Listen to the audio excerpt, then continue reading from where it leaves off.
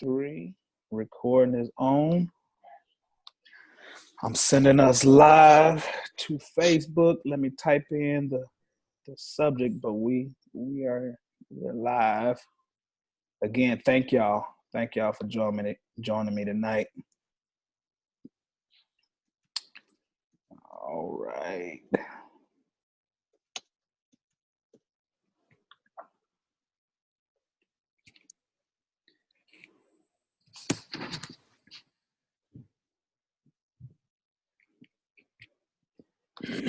All right. It's 2-man.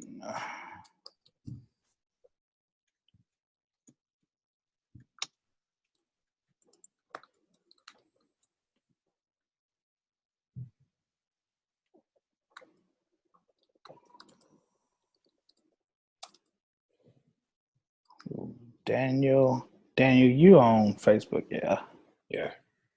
Clayton. You're Daniel Clayton, right? Yes.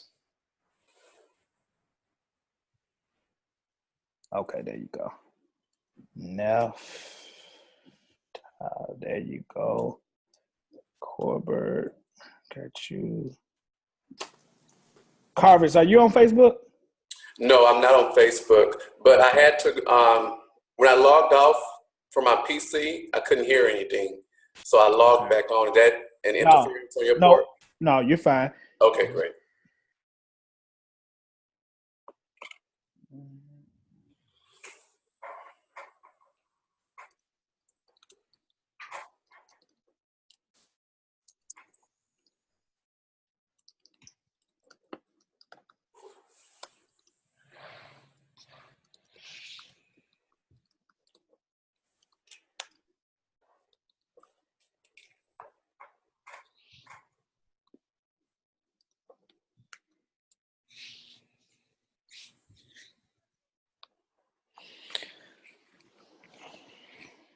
All right, y'all should see it. Some of y'all are tagged you.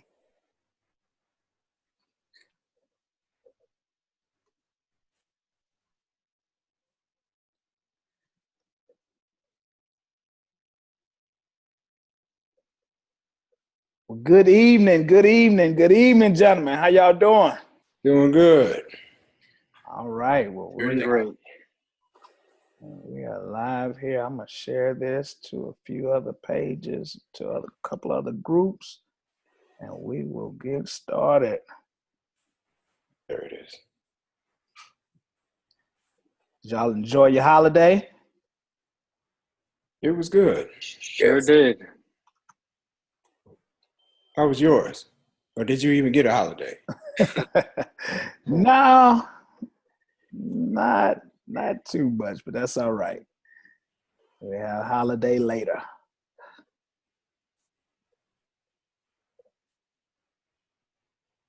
But did just, reflect a little bit, though. Reflect on, what? Got a lot of people, soldiers. My brother was in the military, served in the Army, and so, just always a time you think about what people have fought for so that we can live. So it's always a good time to just kind of pause and reflect on that. Yeah, my father and my brother served. Okay. Did they serve in any wars or anything? My father was in the Vietnam War. Okay. Yeah. My brother, he went over to Korea. I think that's the closest he got to. Gotcha. Anybody else have military? Anyone serve? My dad flew helicopters for the Army for 39 years. Oh, wow. Starting in Vietnam.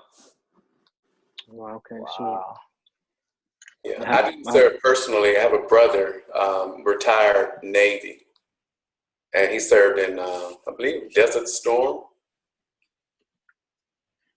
Well, there we go. We got the two women in the house. There she is, Karla. Hey, Karla. Sorry, I'm late. Hi. No, we felt maybe you would bless us with your presence, so we held off for a few minutes. I really wanted to be here.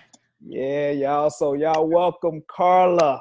Hey, Walters, Carla, how are you? Hey, how's it going, I'm Karla? good. Hi. representing the BK. That's Hey. right. Hey, all right. Well, y'all, let's get started, man. I try to, when I come on, a lot of people start logging on. If y'all want to share this, let me tag you, Karla. So we'll be on your page too if you wanted to share it. But I try to just go ahead and jump right in because some people will watch it now, some people will watch it later, and that's fine. But I'm really just excited just to have y'all, number one. I appreciate y'all taking this time and speaking with me tonight. You all are some individuals that I esteem highly. I feel like what you guys are doing is great work, and I want to just kind of bring y'all on together because all of you are serving probably new in your roles. You haven't been there, not an OG like me yet. Not yet. So everybody's fairly new. So man, first of all, I just want to say thank you. I watch you guys and I watch what you do for your pastor and for your organizations, and the utmost respect for you guys. And so I just want to bring you guys on because I want to introduce you all to my followers and people that I kind of know, just to kind of hear about who you are and what you're doing in ministry. And along the way, we'll talk about my new book, which is called It Takes Two, Who is Helping You Lead. And before we kind of got on here, I shared with some of y'all kind of the premise behind the book, which is to help senior leaders understand that they can't lead by themselves and they need quality help. And when you have quality help, appreciate them, but then also how to find individuals who could be an executive leader in your organization. And this book is not written just for the church world. I talk about sports, I talk about politics, I talk about business. And so I believe like these principles will apply across the board. But then two, I'm also excited about this twomansupport.com, which is a coaching network that I'm starting this summer, which is to help individuals like you, individuals like myself, people from all walks of life who are serving in a 2-man, 3-man, 4-man type role, but just need support, need a fellowship per se, where you can be coached, where you can share information, where we can share resources. So I'm excited about that. And I look forward to working with y'all. I work with most of you guys in some form of capacity anyway.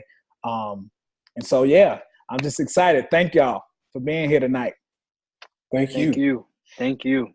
So let's do this. I'm a speak in the flow of how I see it on my screen. So on my wide screen, I have Daniel to my right. Then I have Neph. Then I have Carvis. Then I have Corbett. Then I have Karla last. And so let's start with kind of some introductions coming out of Charlotte, North Carolina. Talk to us, Daniel. Introduce yourself, man. Tell us who you are and where you serve and what capacity you serve in. Daniel Clayton, Charlotte, North Carolina, Have Life Church, where pastors are Shamari and Jackie White. I serve as the COO of Have Life Church. Okay. Great. Nephtali, talk to me, brother. All right. Nephtali Palao, from Brooklyn, New York, where I serve under the ministry New Dimension Church, where the pastors are Daniel Pinheiro and Jamie Pinheiro. All right. Then I'm going all the way to the bottom, to the Gulf Coast, the third coast. Talk to me, sir. Yes, third coast. Carvis here. I am a native Houstonian. Can't seem to break free of Texas. Born and raised in Houston. Went to school in Texas. Can't seem to break free. I'm currently at the Luke Church in Humble, Texas, just as a suburb just outside of Houston. The pastor there is Dr. Timothy Sloan. And as Ramone mentioned earlier, I'm new in this role. I serve as the director of operations. No stranger to church business. formerly I did some. I was served as a church business administrator, but moving a little higher and tapping into a different source.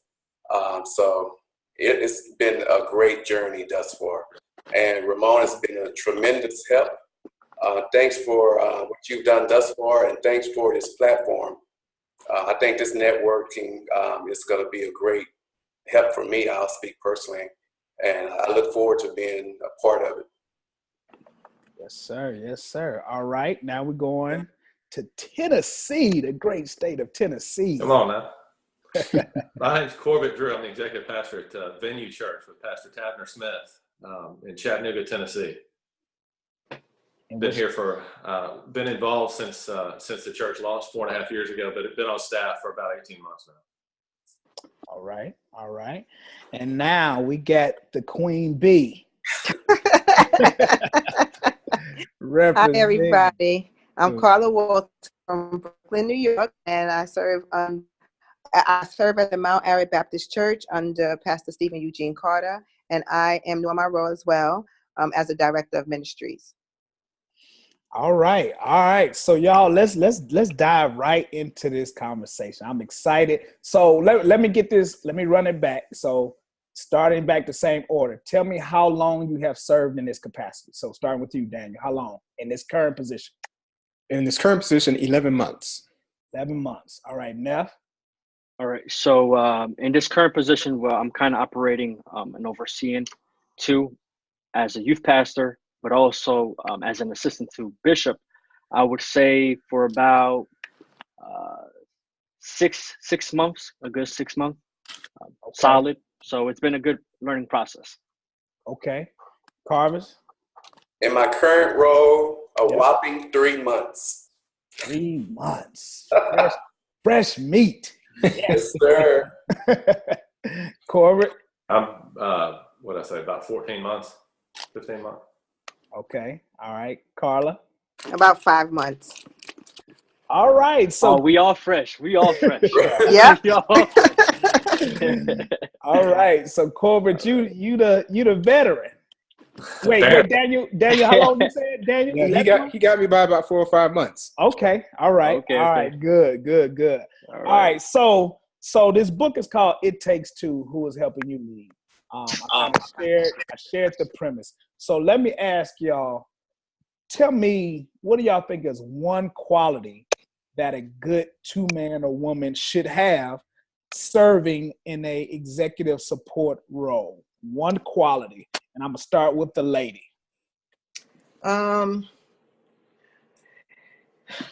You have to be, in my opinion, understanding of the process and open to it. And I mean that by saying, if you're not understanding of the process, then how can you serve in this role? It takes that knowledge and that understanding of what your pastor need, what the vision is of the church in order to be successful. So I think that's a great place to start. Okay. All right. Corbett, what about you? And I think you got to have a healthy dose of perspective. Especially all of us in the ministry. I mean, we deal in the business. We're in the business of eternity, but the pace seems to reflect a lot of reactive, in the moment, fire drills. And if you lose that perspective of why we're really in this, it can hurt. That's good. Carvis, what about you? Organizational skills / time management. Those two coupled together. That's been a big help for me because so much is thrown at you from one day to another. You walk in the office and you think you have everything lined out, and then it never fails. Something just totally left field comes up. So you have to be flexible. But again, if you're organized, you should be able to kind of jump some of those hurdles without, interference. Okay, that's good. Neff, what about you? Okay, one way I think what we need, a good quality, is being flexible and able to operate the vision. I believe being flexible is a big thing, especially dealing in this role, because a lot of times we see the vision and we're operating with people that are running other ministries as well. But we also have to find a place where we can kind of connect with the vision of the house and what people are trying to work with as far as their ministry that they're able to run with. So being flexible allows us to say, hey, I can see what you have here, but at the same time, I can kind of gravitate that what you have and make it work so that we can all run with it as a unit. So flexibility for me, it's a huge, huge, huge must when it comes to fulfilling and operating in this role. All right. Romy Addison, what's up, man? I see you. Daniel, what's a quality?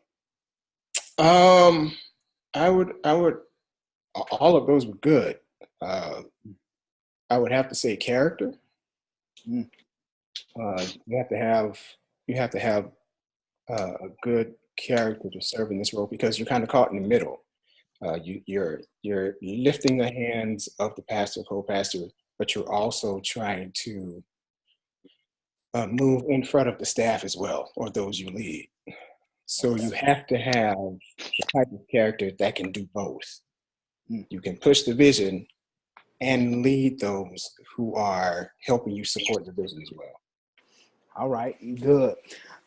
So one of the things I talk about in the book, I talk about how do you find quality help.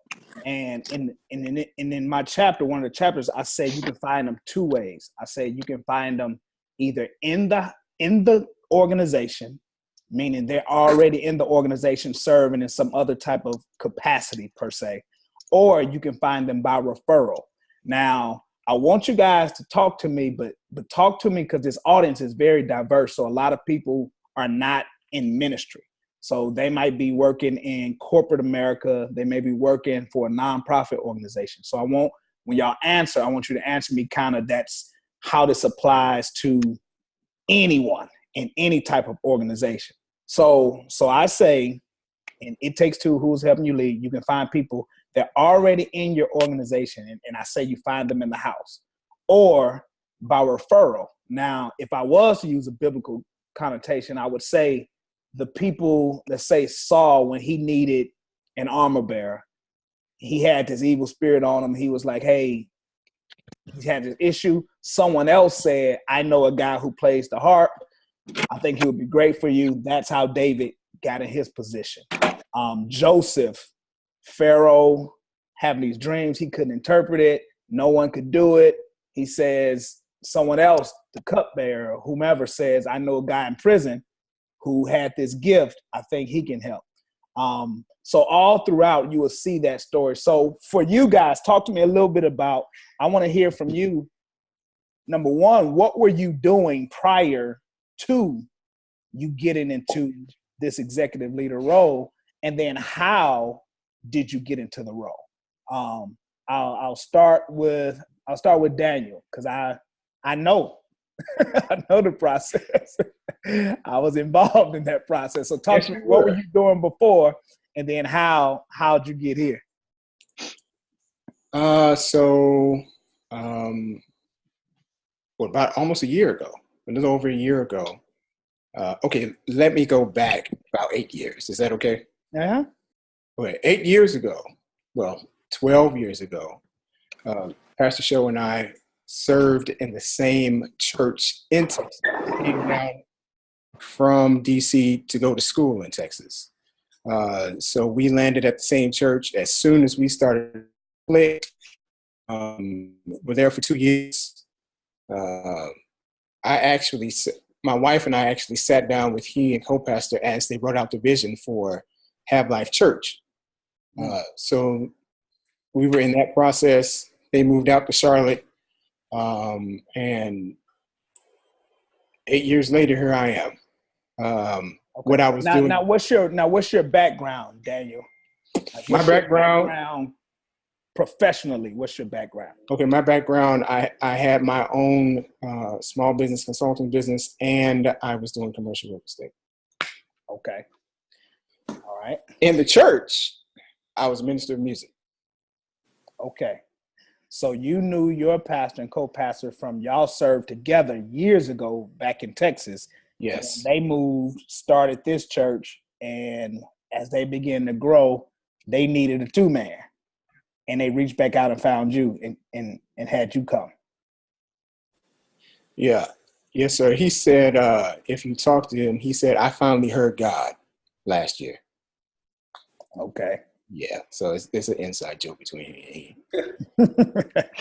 All right. So Corbett, let me come to you. Tennessee. Yeah, so you've been connected with your leader for years, but tell me, what's your professional background, and then how did you get into this role?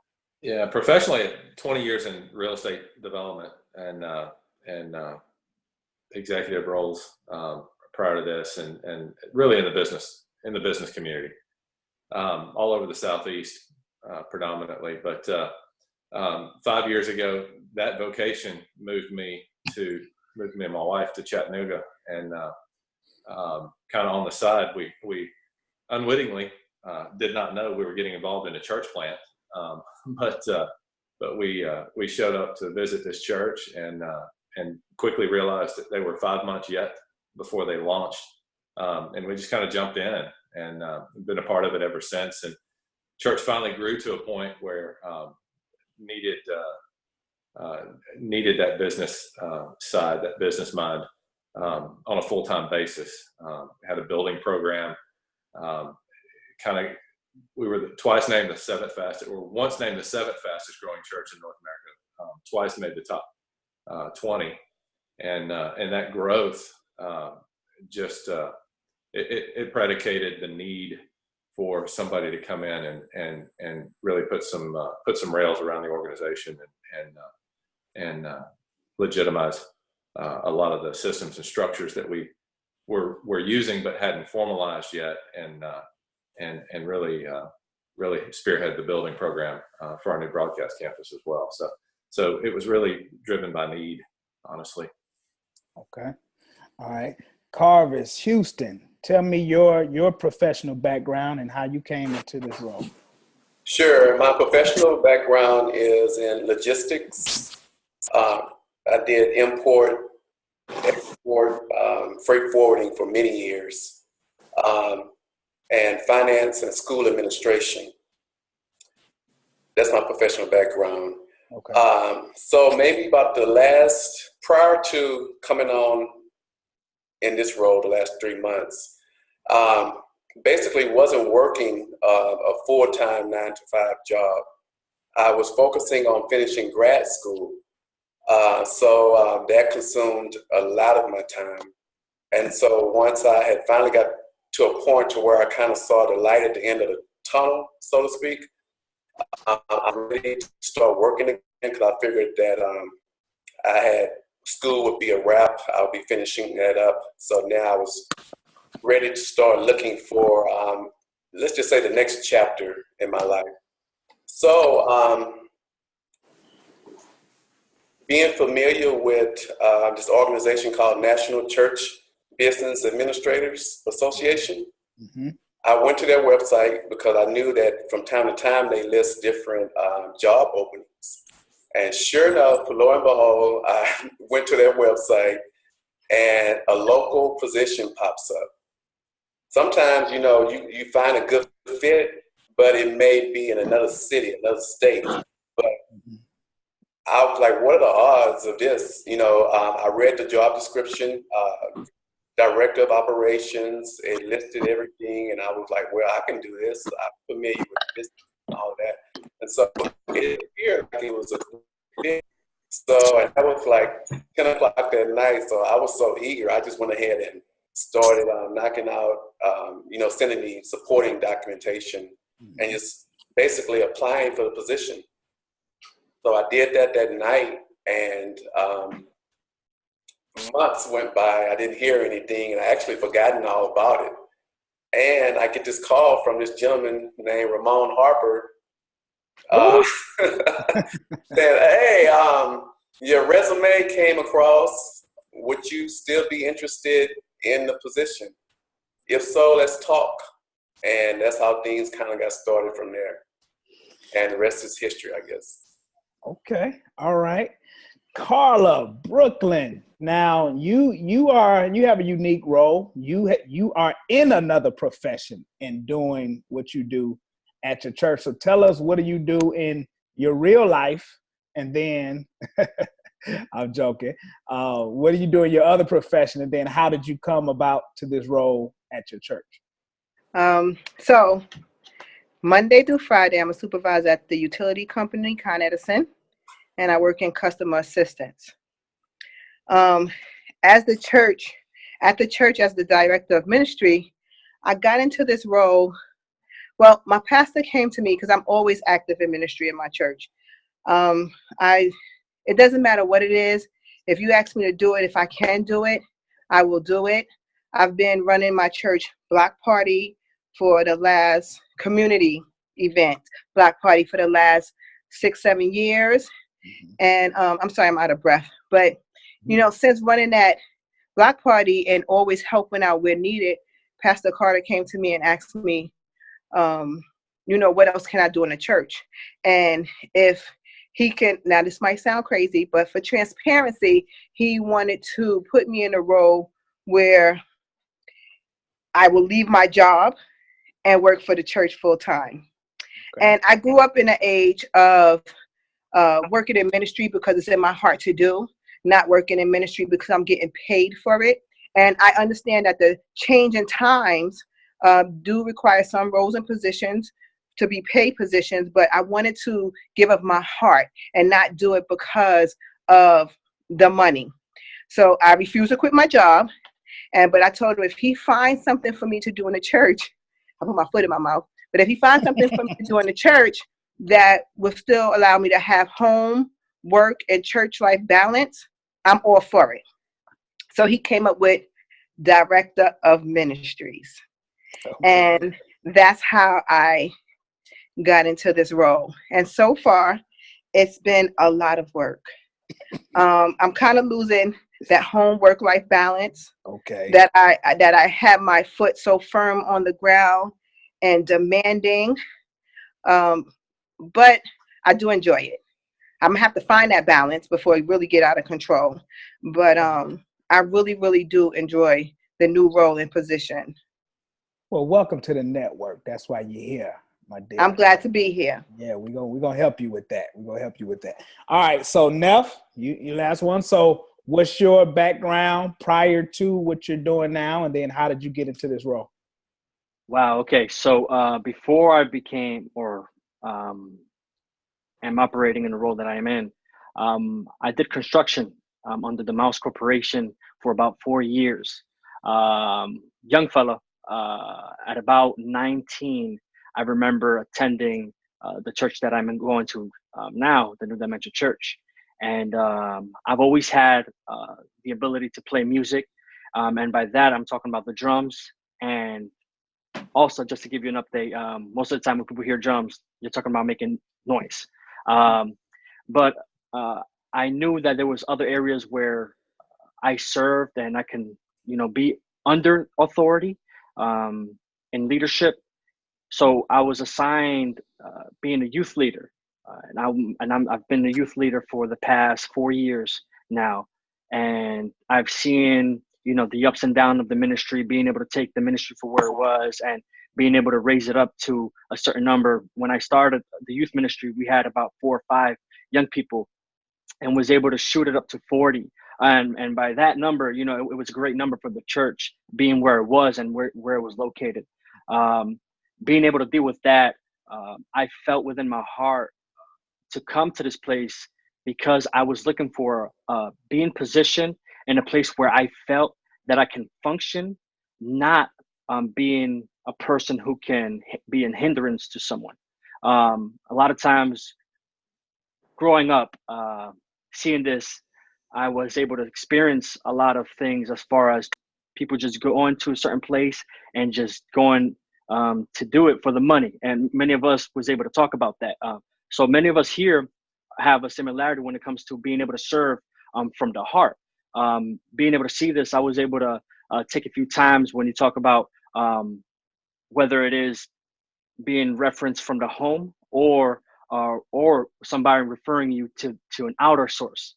I say both of those things are very important because I believe people that can help are at the house. Bishop has been a great example to me. He's helped me. He's nourished me. He's polished me.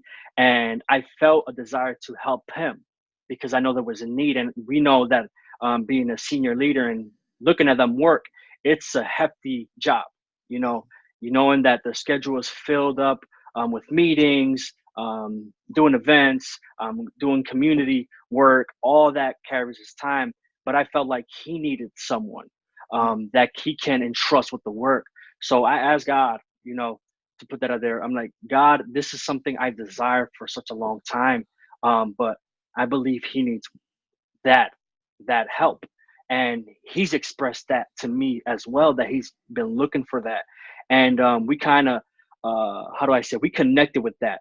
And I believe in the exposure, and by that, I mean, we're big on going to events. We've attended a Project Gideon. We've attended to the P&Ls, and all these things have helped me because you see things that you're not normally used to seeing. Right. And by being connected to those things, I'm able to connect with people like yourself, someone who is working the field at a different level, someone who has a mind, who's been plowing, who's been, who's done the research, who's filled with insight, all that helps me because at the age that I'm in, what it does is I'm able to take that, but also manifest it in the ability that God has given me. So what it does for me and what it does for the season that we're in, currently we've been here for the last 3 months. We've moved and transitioned to a new location, and being able to be that help, the assistant to Bishop, has been a great experience. Of course, I'm not assigned permanently, but I know that time will come because the work that I do, of course, how pastors say, your labor speaks for itself, and everyone would, judge it based on the fruits. So I think when it comes to looking for help in the house, I think is great to find those people who can, but also, like you said, sometimes it's difficult to even talk to people, because maybe they might not be able to understand what you're going through. So what I've done was look for people who are operating in the field where I believe I'm going in the future. Gotcha. And what I like about it is because people sometimes might not let you in based on where you are, but it's great to find people who can let you in because they understand what you're going in the future.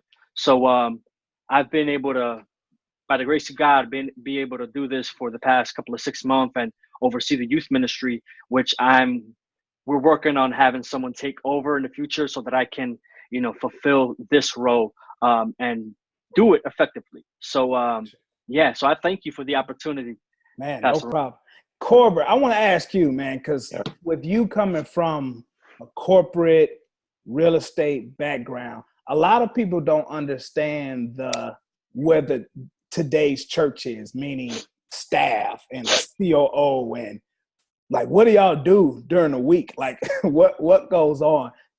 If you can help some of the listeners kind of understand just this whole thing of staffing and like what happens at a church. Why would you need a COO? Why do you need people to work at the church all day? All you do is pray and sing songs. I don't get it. Why do you need That's it. You really only work 1 hour a week, right? Yeah. So break it down for us, Corbett. Why? Like all these people working for the church and staff, like what's going on? Yeah. I don't know. The best way to frame that, I guess, is there has to be a business. There has to be an organization to support anything. You can have the biggest load in the world, but if you don't have a train to move it, it's not going anywhere. And so you really have to have a full staff. And in our roles, the majority of the staff, especially in young churches, the majority of the staff is focused on ministry efforts. Who's ministering to kids, who's ministering to students, who's ministering to the adults in the regular congregation, worship and all of that. And not one of those roles is focused on the business and organizational side of it. And so somebody still has to tend to things like insurance, legal, real estate, payroll, finance, accounting. If you ever plan on growing and you ever have to borrow money, you're going to have a lot of financial records and accountability and transparency, and those things don't come from a talented worship leader necessarily. So it's important to have, you know, all of those other roles are critical. The church doesn't happen without them. Right. But you know, they're the heartbeat of it, but you still have to have the skeleton to help it stand up. So. Yeah. All right. Now Daniel, now he said now the worship leader can't do all that. Now you a worship guy who doing the business side. Now how did that happen? Well hold it for a second. Let me take a Don't start anything now. No, Corbett, you started. Y'all Tennesseans, y'all get the party started. Now let's take a minute just in case. So as people are watching, let's take a little promo break here because I want people to, if they just seeing you, if they just get a glimpse of you, to know how to connect with you. So again, my name is Ramone Harper. I'm the author of this book, It Takes Two, Who Is Helping You Lead, that is coming out next month. You can pre-order the book now at RamoneHarper.com. You can find me, well, you already found me on Facebook. So I'm Ramone Harper on everything. Daniel, tell us your church, your website, and then how could they find you? Church is Have Life Church in Charlotte, North Carolina. The website is havelife.net. All right, havelife.net. You're Daniel Clayton. You're on Facebook. You're on Instagram. Facebook, just Daniel Clayton Jr. on Facebook, and then on Instagram at Daniel Clayton Jr. All right.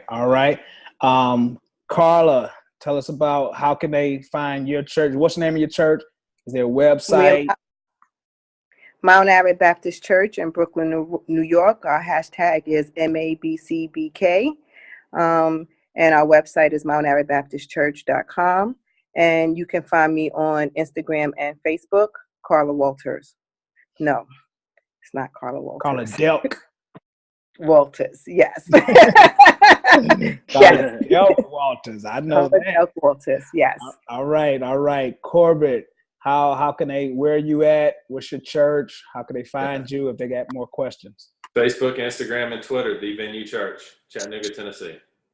All right, there it is. Carvis. Yes, sir. I am at Delk Church, Delk.org. Unfortunately, I'm not on social media, but if you go to Delk.org, you have my contact information there, and feel free to call or email, and I'll be happy to pour in whatever information you may need. All right. Neff? Church, New Dimension Church in Brooklyn, New York. You can find us in www.nd.church. And to find me on the social media, I have Instagram, which you can just locate at Nephtali_Palao. And on Facebook, it's Nephtali Palao. All right.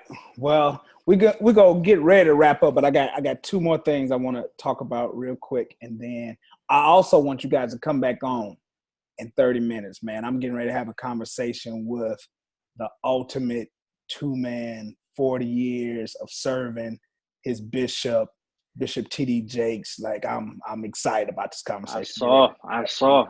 Y'all jump back on to check that out. So let me ask this. Y'all are all new in your role pretty much. Tell me just one, and we won't have a chance to expound. What's been one of the challenges that you have found coming into this new role? Because y'all are jumping into machines that have been running before you. And so coming in to kind of be the two-man or the two-woman or the three or whatever role is like trying to catch a bull by the horn sometimes. And so tell me one thing that has been challenging for you, because even in our network, we'll kind of work through some of these things. But I just kind of want to hear from you, and you may help someone else who feel like they're all by themselves, whether they are in a church position, they may be at their job, they may be in a community organization, and to hear what you might have struggled with may be like, oh, okay, I'm not by myself. So, Daniel, one thing.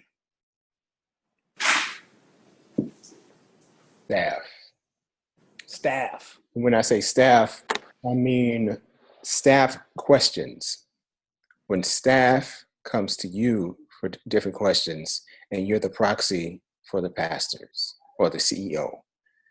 And in my position, some things I can't answer until I get an answer from the CEO or the pastor. Gotcha.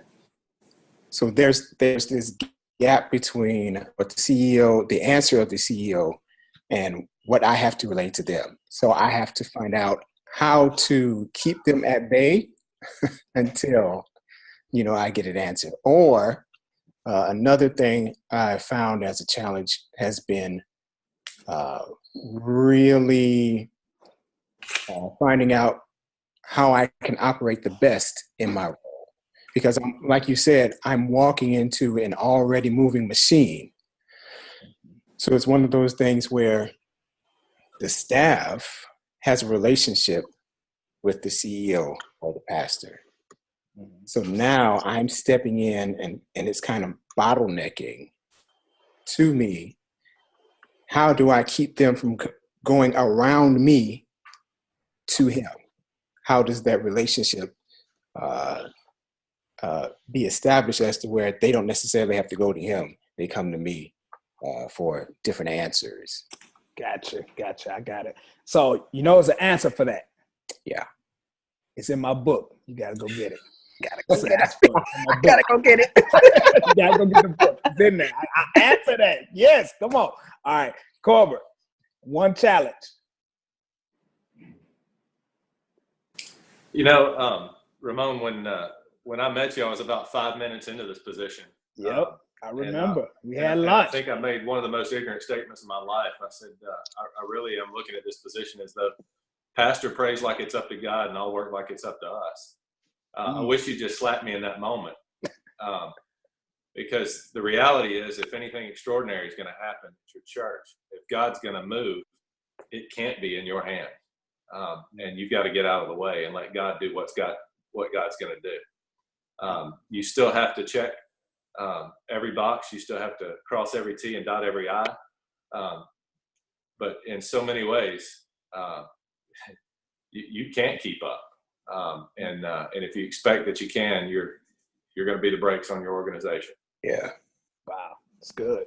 That's good. All right. Carvis. Nope. That's in your book. So I'm going to say that for you. So whenever you write yours, we coming back to get that answer. It's a bit pamphlet. Be a pamphlet. Carvis, one challenge coming in new to the role.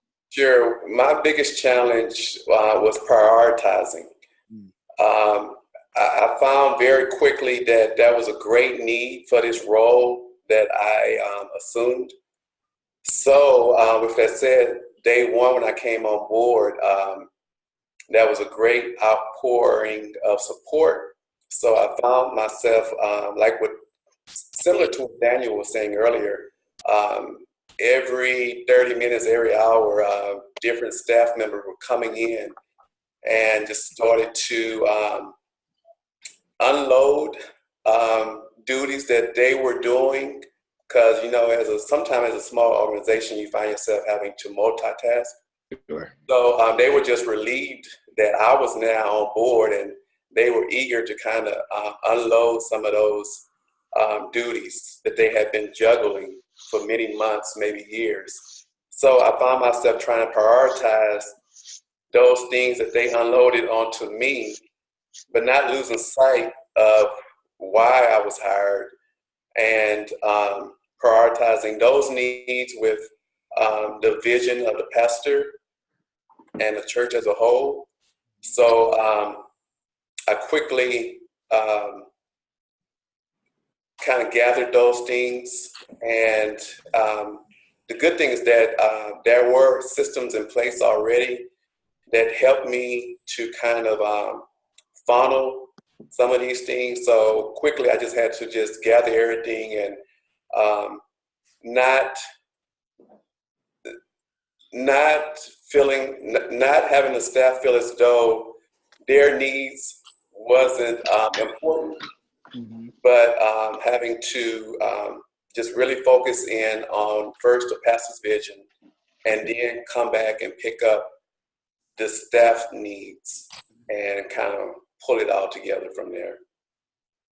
but I'm at a good point now to where I have that priority in line, so everything is working itself out now. Gotcha. Yeah, man, that's the challenge. Well, when you first start, everybody's priority become your priority. It's like they waiting to dump it on your desk. Like, all right, you here, fix it. Yeah, I understand that. Yeah, I speak to that in the book though, because that time management and finding your balance, finding your rhythm, is so important when you're coming into the role. All right, quickly, Neff, give me one challenge. Okay, wow. You guys said about almost everything I wanted to say. But one of the things I'll add on to what you guys were saying, one of the things is having to feel like you might know everything, but you really don't, especially in this stage where being able to transition into this new role quickly, that was taken away from me because I understood that this is a different animal. And because this is a different animal, you can't operate in a mentality that you think you know into something you really haven't been into. So one of the things that I doing with that was being receptive of everything that's being told to me from the lead pastor, and also being able to receive from what the staffs are saying at the same time. So in this role, we also see a way of how we prioritize, but also make sure everyone understands the system of how it works. Because a lot of times this was a new thing. And for many of us here, I believe, Pastor Ramone, you had said something about being able to transition into something that's been running for a while. For us, in my case, we've never had anything like this. Okay. We've never had an executive. So this is something new, is fresh. So when we're flowing in this system and in this vein of having someone else or another face come in to run this thing, I had to understand. I'm like, this is something I got to pick up quick, see what's happening, see what the pastor wants, what's in his mind, see what the staff are doing, see what's happening. So making sure that everyone is on that same vision, but also nothing gets lost in translation. Because a lot of times when people try to interpret the vision, sometimes it might not come out the way it was intended to. So being in this role has really taught me you must strip yourself from everything you thought you knew and learn again and again and again and again. So I can relate a lot to Daniel when it comes to having people understand that now, it's not just the pastor you have to respond to, but now you have someone here that he's entrusted, so that he's a representation of the face of the church. So I understand exactly what that means. So it's been a process of us being able to slowly just put me out there and help and talk and handle with the leader. And slowly but surely, it's been working. So I think for me, that was a big challenge. All right, Karla, final answer. Final answer, and I'm going to keep it brief. The biggest challenge was realizing the amount of power that I actually have in this role. And it goes back to people coming and dumping everything on you. And, I would in the beginning take everything back to my pastor and say, well, what should we do? Or what should we do? And he'll look at me saying that, I trust you. I put you in this role for a reason, and I trust you to make these decisions. So that was really challenging because I would second guess myself, and I always want to have the church best interest in mind, and I don't want to make the wrong decisions. But then with that,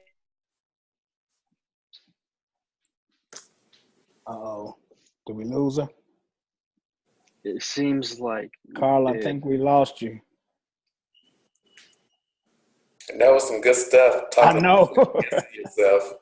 I know. Well, listen, y'all, man, I appreciate you guys coming on, and ladies and gentlemen coming on tonight, man. I really wanted people to hear you, to see your face and kind of understand what you're doing. So, man, I appreciate it. I love you all.